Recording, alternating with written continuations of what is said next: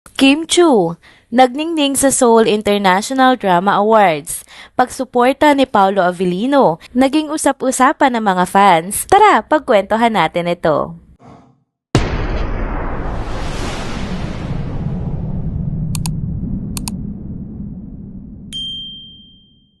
Hello mga ka-trenders! Welcome back muli sa ating channel. Kung bago pa lamang kayo dito, huwag nang kalimutang mag-like, mag-subscribe at i-hit na din ang notification bell para lagi kayong updated sa mga balitang trending at napapanahon. Trending na trending nga sa social media ang Chinita Princess sa si Kim Chu nitong nakaraang 2 araw at hindi maikakailang marami ang natuwa at humanga pa sa kanya. Ito ay dahil sa kanyang pagdalo sa prestigyosong Seoul International Drama Awards na ginanap nga nitong Miyerkules sa South Korea. Kitang-kita ang ganda ng aktres at ang kanyang karisma kaya naman hindi nakapagtatakang siya ay naging usap-usapan sa social media.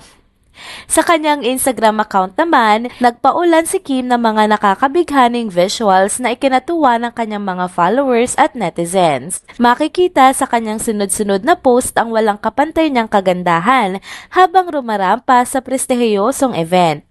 Ipinakita ni Kim Chu na hindi lang siya basta artista, kundi isa ring fashion icon na kaya makipagsabayan sa mga international stars. Isa sa mga pinag-usapan ng husto ng netizens ay ang gown na suot ni Kim na gawa ng kilalang Pinoy designer na si Francis Libiran.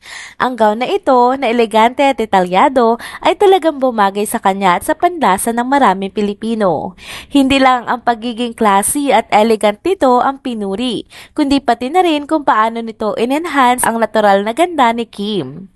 Ayon pa nga sa ibang netizens, isa na naman itong iconic fashion moment para sa dalaga. Talagang nadagdagan na naman ang mga unforgettable looks ni Kim Chu sa mga international events. Bumuhos naman ang suporta mula sa kanyang malalapit na kaibigan at kapwa celebrities na sina Bianca Gonzalez, Ann Curtis at Darren Espanto. Isa nga sila sa mga nagbigay ng kanilang mainit na pagbati sa Instagram post ni Kim Chu. Kasama rin si MJ Felipe na personal na dumalo sa event at nagbigay ng suporta para sa aktres. Ipinakita ng kanilang suporta kung gaano nga kalawak ang appreciation para kay Kim, hindi lang ng kanyang mga fans kundi pati na rin ng kanyang mga kaibigan sa industriya. Na maglakad na nga si Kim Chu sa purple carpet bandang 3:00 ng hapon noong Miyerkules. Isa siya sa mga pinakahinintay at pinakasinuportahan ng mga audiences.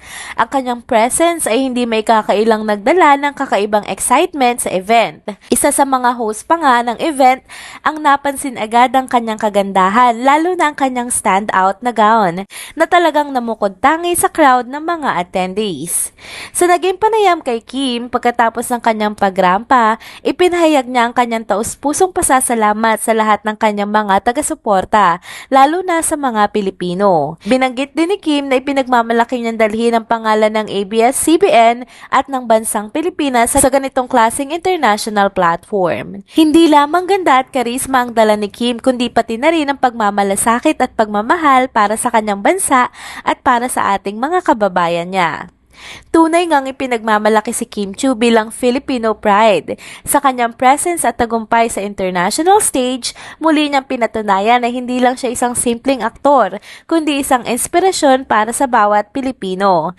Ang kanyang pagdalo sa Seoul International Drama Awards ay isang patunay na kaya niya makipagsabayan sa mga pinakamalalaking pangalan sa industriya ng telebisyon sa buong mundo. Bukod dito, isa rin sa mga nagpainit ng usap-usapan ay ang patuloy na pagsuporta ni Paolo Avellino kay Kim Chu. Kahit na nga hindi personal na nakadalo si Paolo sa event, ramdam na ramdam pa rin ang kanyang suporta para dito. Maraming netizens ang kinilig nang mapansin nilang nag-congratulate si Paolo kay Kim, hindi lamang sa Instagram at Twitter, kundi pati na rin sa IG stories ng aktres. Ayon kay Kim, sinabihan pa siya ni Paolo Avellino na nanonood siya ng live telecast ng mismong awarding ceremony sa kanyang sariling telebisyon na labis ngang ikinatuwa ng mga fans. Ang ganitong gesture ni Paolo ay nagpakilig lalo sa Kim Pao community dahil kahit wala siya doon, pinadama pa rin niya ang kanyang suporta kay Kim Chiu. Subalit hindi rin maiwasan ng ilang netizens na madismaya sa pagkawala ni Paolo sa naturang event. Ayon sa kanila, tila hindi umano naging prioridad ni Paolo ang pagpunta sa Korea para nga personal na suportahan si Kim Chiu. Naging palaisipan tuloy sa ibang dahilan kung bakit hindi siya nakarating. Isa pang highlight na pangyayari patungkol nga sa event na ito ay ang pagtawag ni Kim kay Paolo ng Papi sa Twitter. Matapos ngang i-repost ng aktres ang congratulatory post ni Paolo, napansin ng fans ang pagtawag ni Kim Chiu kay Paolo Avellino ng Papi na agad namang nag-trending sa social media. Hindi nila maiwasang magtanong, bakit Papi? May ilan pa ngang nag-speculate na maaaring ito ay inside joke ng dalawa o term of endearment na sa pagitan ng dalawa.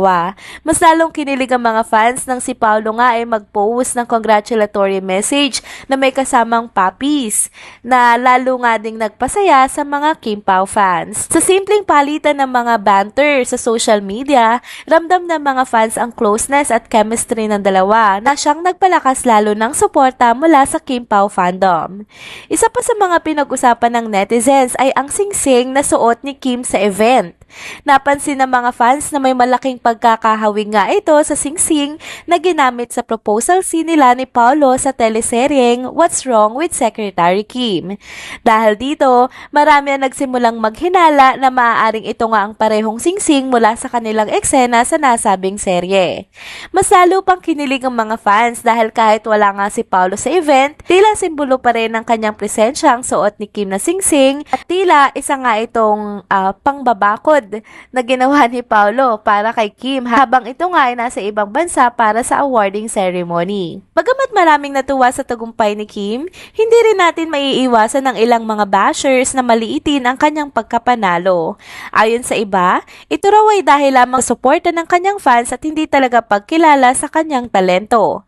Gayunpaman, hindi nagpatalo ang mga loyal supporters ni Kim at agad nila itong pinagtanggol. Para sa kanila, ang bawat boto ay sumasalamin sa dami ng mga taong naniniwala at sumusuporta sa talento ng aktres. Sa kabila nga ng mga kritisismo, nangingibabaw pa rin ang walang patid na pagmamahal at suporta para kay Kim. Ang lahat ng ito ay patunay na ang kaganapan sa Seoul International Drama Awards ay isa lamang simula ng mas marami pang tagumpay na tiyak na darating para kay Kim Chiu. Sa kanyang mga achievements at sa suporta na rin ng mga supporters at ni Paolo Avellino, sigurado tayong mas marami pang ang magagandang kabanatang aabangan mula sa kanilang dalawa. And that's it mga ka-trenders, dito na po muna nagtatapos ang ating isa na namang trending video update. Salamat sa inyong pagsubaybay at pagsama sa akin hanggang sa dulo ng video na ito.